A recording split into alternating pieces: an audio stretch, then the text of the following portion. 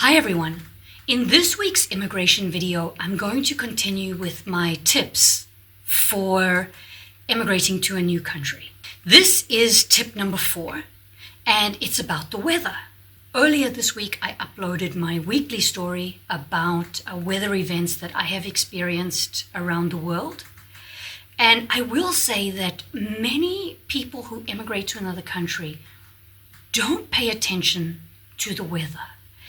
They don't realize how important weather actually is. When I moved to New Zealand, one of the reasons that I was so unhappy for those 4 years was the weather. The houses at that time were not that well insulated.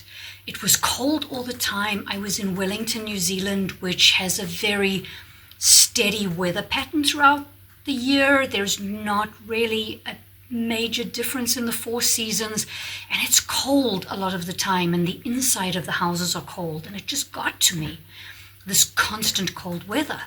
Having said that, living in Canada, which has 6 months of winter, it does get to me. You know, the last couple of months are difficult when you want some warmer weather, but they've got central heating everywhere, and so you're warm most of the time when you're not outside.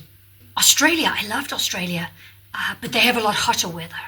And Brisbane's weather is different to Perth's weather, is different to Sydney's weather, is different to Melbourne's weather.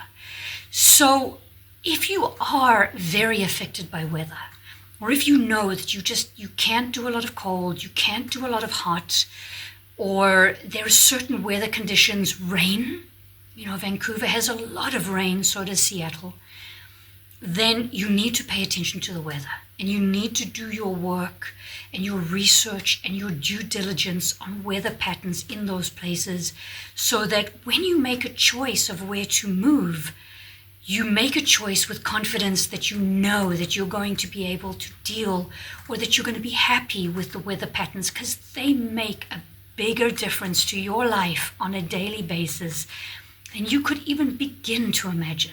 I hope this has been helpful for you, and I will see you again next week for another immigrant video.